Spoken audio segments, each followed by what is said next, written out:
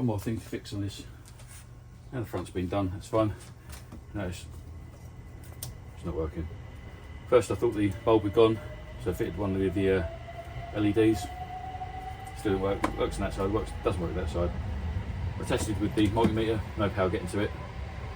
I cut the sheathing back on the wires and there's power getting to it, so there's obviously a broken connector, broken wire actually going into it, and it does feel a bit floppy.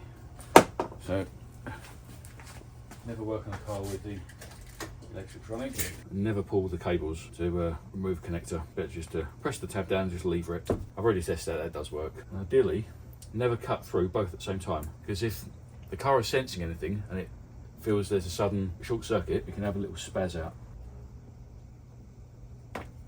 Cut the wires. Now, it's fairly obvious. If a cable has got either black or brown on it, that will be the earth, and whatever's left to be the power. Just trying to cut back some of the sheathing. It's like a fabric loom tape.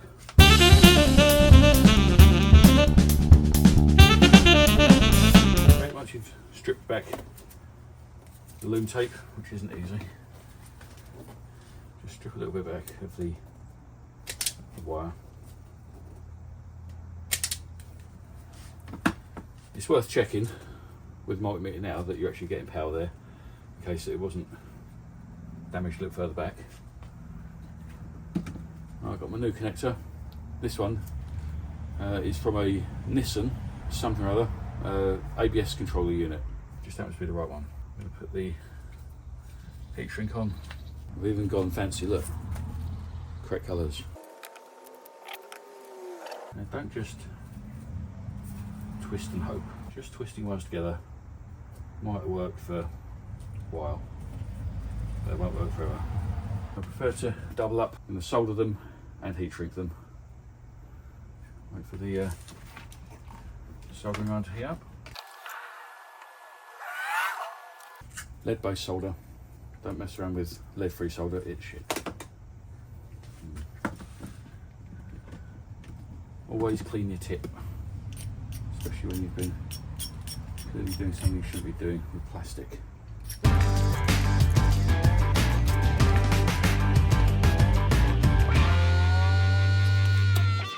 And now solder together, squash it all a bit flat, and then put the heat shrink over them. Once it's been soldered, slide the heat shrink over it, give it a little bit of heat gun just to shrink them down. Heat shrink's there just to protect the connections. It's not for any strain relief. It's not to stop any water getting onto it. It's literally just there, just to stop them joining together, causing a short circuit, bringing up error lights on the dashboard. Once I've done that, yeah, it's all shrunk down. Just get a bit of a fabric loom tape, or just fabric tape. Tesa, T-E-S-A, is the main producer of it, but you can get this cheap stuff off Amazon. Give it a wrap, make it good as new, and feed it all back in. They both lever out that direction. So the electrical connector is on the off side, this side. Give it a go.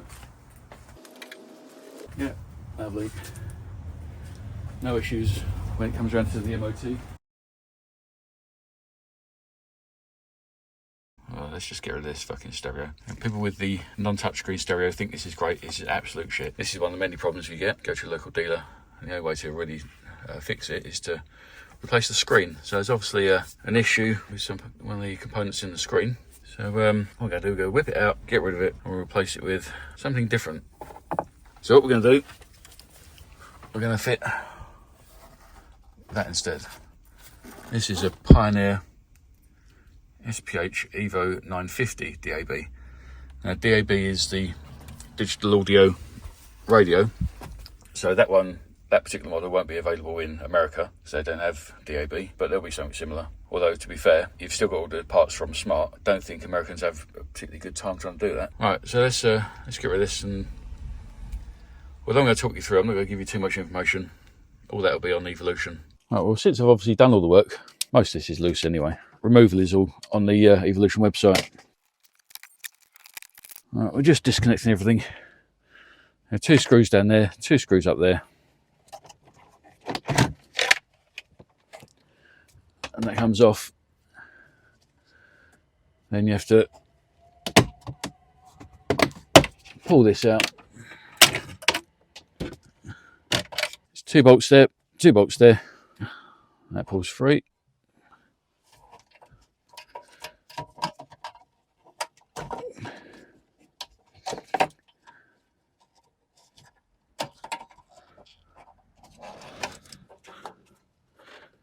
Okay, that is all the parts removed, and we've just got a lot of wires. Now, if you've got the electric drive model, there's one thing you'll need to do. Here's one I made earlier. You will need a switched live connector. I took mine from the cigarette lighter socket. I couldn't find anything else suitable in that area, so I took it from there, just ran out the back.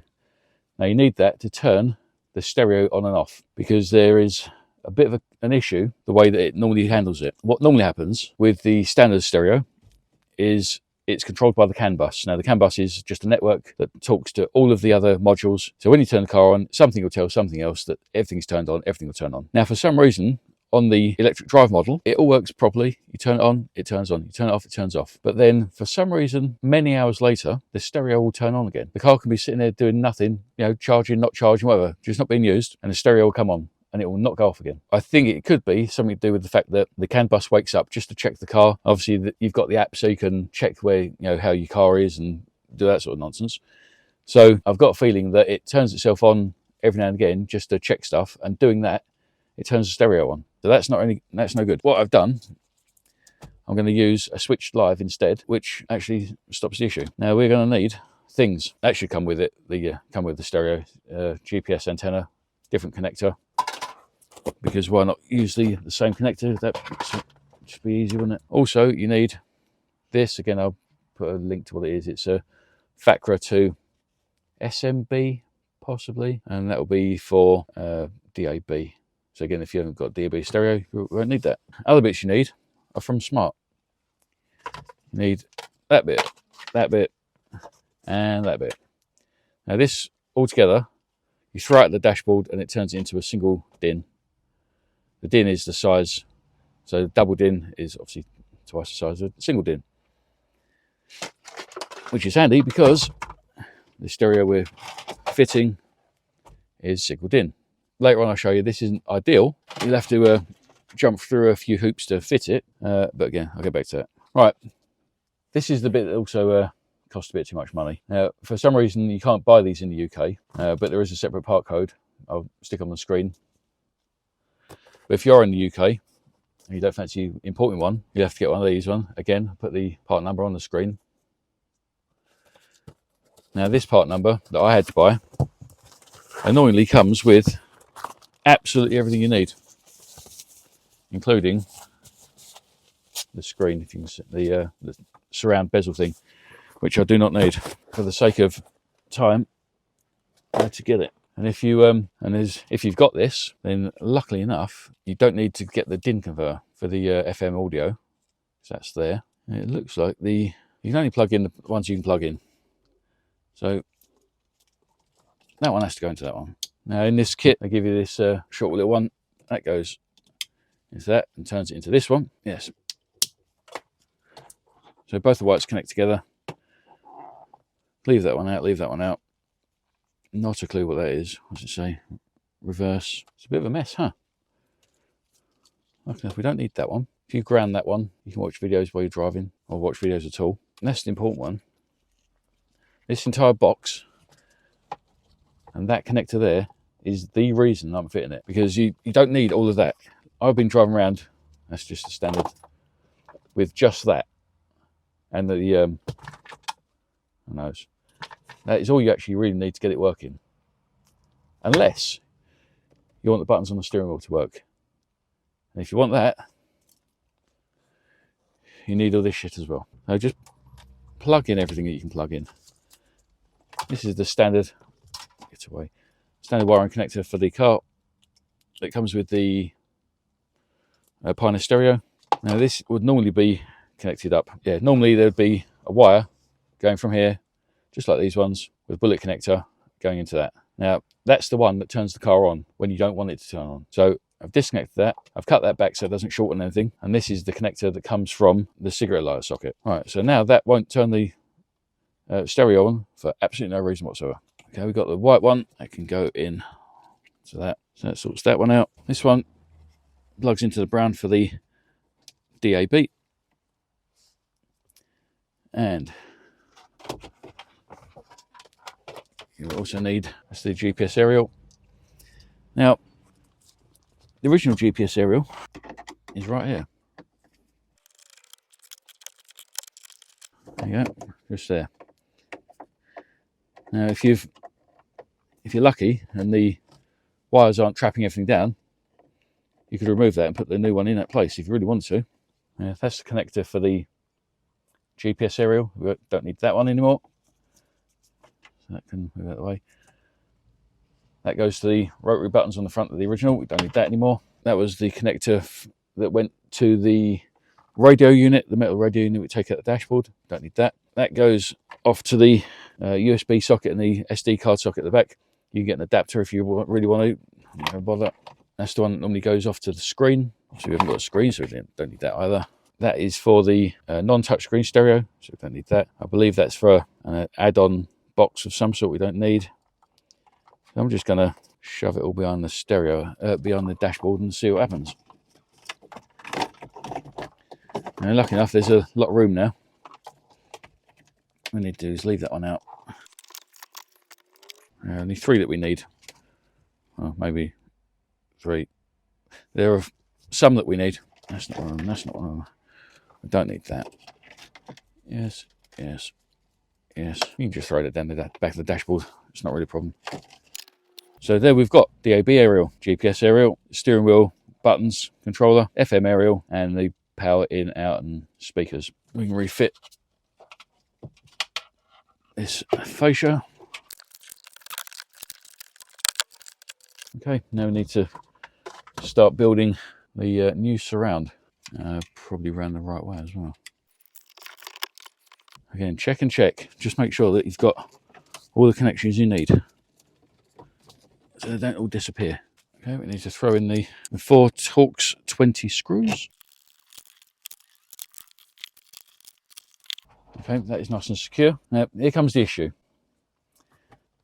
This particular stereo doesn't require a cage. Now, a cage is one of the things that you normally put in first. It slides in, locks in place. Now, the reason that's an issue is because you're supposed to now put the cage in and then screw in from the sides, whatever, just to hold the cage in place. So imagine I've done that if you're fitting any other stereo. The underplate goes in like so. Yeah, then the finishing plate. Okay, make sure you've got all the connections you need. There you go.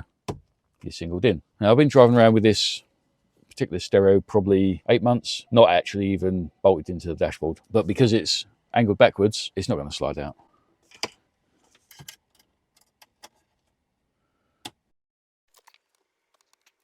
Get everything connected up. The FM aerial there. Steering wheel controls. Main power connector. DAB. GPS. Right, now carefully stuff everything into the hole. Right, you can see it looks good. It doesn't rattle around, but it is loose. So you have to sort that one out yourself. There you go. Turns on. Step 1 anyway. I mean, you can wedge it in with a cardboard or whatever you want. There's this little bit that goes on the back here just to neaten it up a bit. Right, the steering wheel buttons work.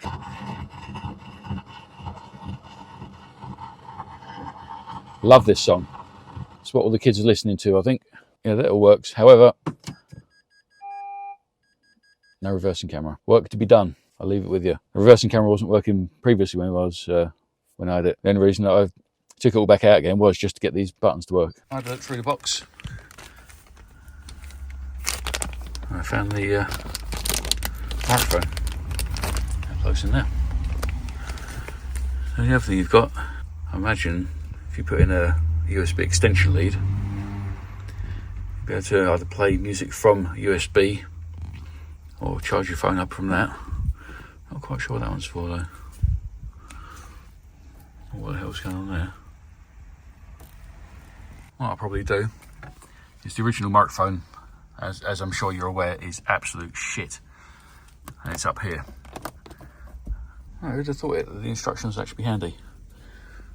That connector there is actually a pre-amplified output, so you can take it off to an amplifier and that sort of stuff.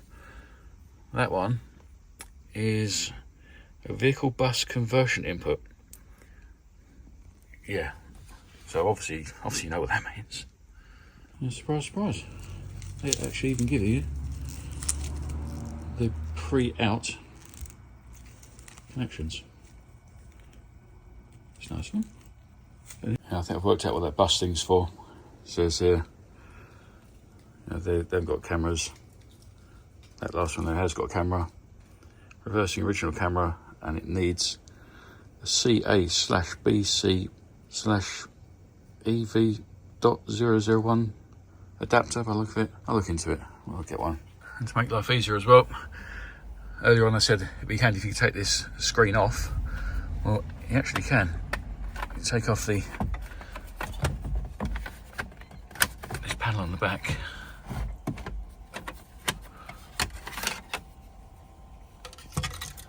And if we look down here, there are two connectors that you can disconnect. And these bolts that you put in when you fit the screen, you can actually decide how high or low you want the screen to sit. So you remove those on each side and you can actually take the screen off. So you'd be able to fit all this backing and actually bolt the actual stereo in, and then refit this actual screen, and then it wouldn't flap around like mine does.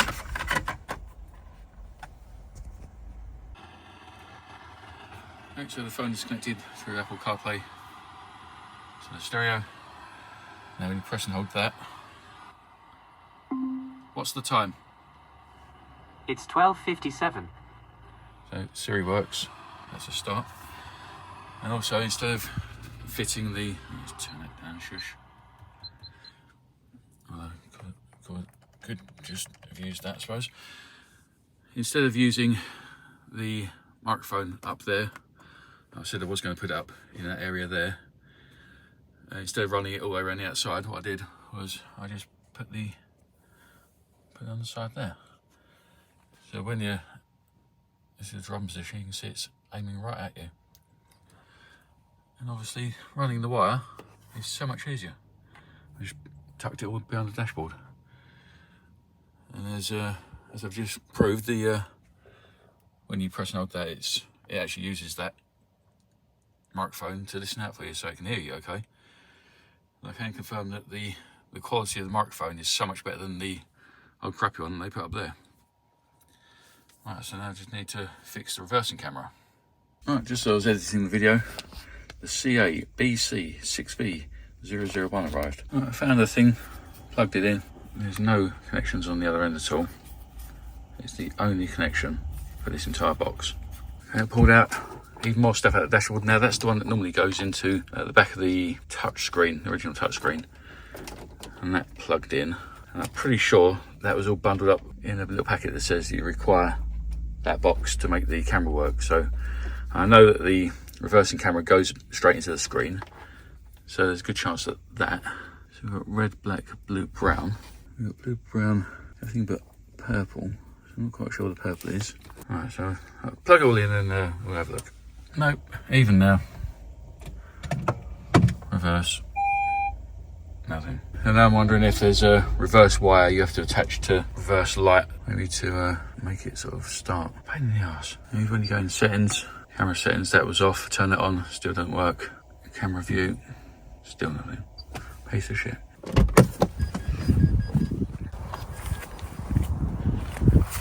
And just to show you, it has actually got a camera as well.